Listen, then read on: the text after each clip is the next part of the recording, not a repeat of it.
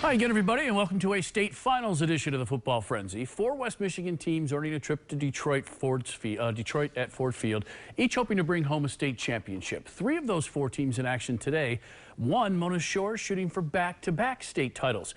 Jack Doyle's joining us now live from Ford Field in Detroit. And Jack, the Sailors seeing a pretty familiar West Michigan face on that other sideline today.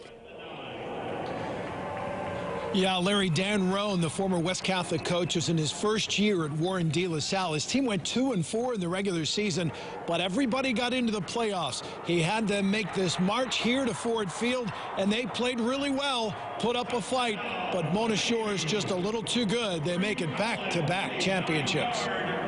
Mona Shores didn't waste any time taking control of this game. They marched 73 yards in 6 plays on their opening drive, capped off by who else? Brady Rose. 12-yard touchdown run makes it 7-0 Sailors. Stayed that way until late in the second. Rose gives to Elijah Johnson. 9-yard touchdown run, 13-0 Shores at the half. De La Salle coach Dan Roan made a quarterback change at halftime, and it sparked his pilots. J.C. Ford on the quarterback keeper cuts the lead to 13-7. Move to the 4th now, and this is the play Mona Shores fans will be talking about for years. Brady Rose calls his own number. All this guy has done during his career is make big plays. He would not go down. Rose stays on his feet, fights for every yard, takes it all the way down to the 13-yard line. Is that just will? Yeah, that's just, I mean, I see the end zone, I'm going to run to it, and if there's a guy in my way, he's not going to stop me. His efforts were rewarded when Keandre Pierce scored from 10 yards out. The lead bulged to 19-7. After De La Salle cut the lead to 19-13, under 2 minutes to play, Rose says enough is enough. He scored his 2nd touchdown of the game, 25-13 Sailors. De La Salle scored with 16 seconds left, but the onside kick was recovered by, you guessed it, Brady Rose. Mona Shores makes it back-to-back state championships with a 25-19 win in the Division II Finals. Things didn't go their way. Things didn't go a lot of kids' way this year, whether it was wins or losses or, COVID or pause in the season, whatever it was, they're all going to be better human beings for it. And so I think that's a special message that we had tried to preach all year. So Brady Rose and this senior class get that storybook finished, Larry. I don't know if they keep this statistic, but I'm willing to bet that Brady Rose set a new Ford Field record for the number of times his name was called over the PA.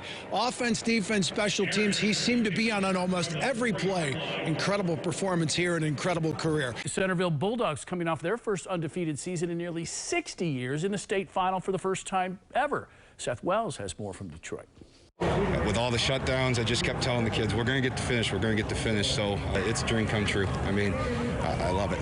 The Centreville Bulldogs made the most out of their first trip to Ford Field. The Bulldogs were dominant in the Division VIII title game against Ubly, as they were the entire season. In the first half, Centreville opened the scoring with this touchdown run from quarterback Sam Todd. But the real highlight came on their drive to close out the first half. On 4th down, Todd's pass here would be tipped and caught by Tyler Swanwick.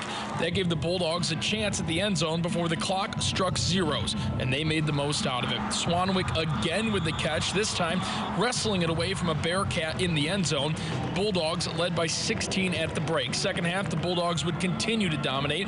It's Todd to Swanwick again in the 3rd quarter. That gave the Bulldogs a 3-possession lead. That was just gravy at that point because Centreville's defense did not break. The Bulldogs finished with their 7th shutout of the season and claimed the Division VIII title with a 22-0 win. Our plan is to shut everyone out every single game at all times, and when they score, we get a little down, but we know we can just shut them out again next drive. So, yeah. The crowd may have been smaller at Ford Field amid the pandemic, but the Bulldogs knew their community was behind them the whole way.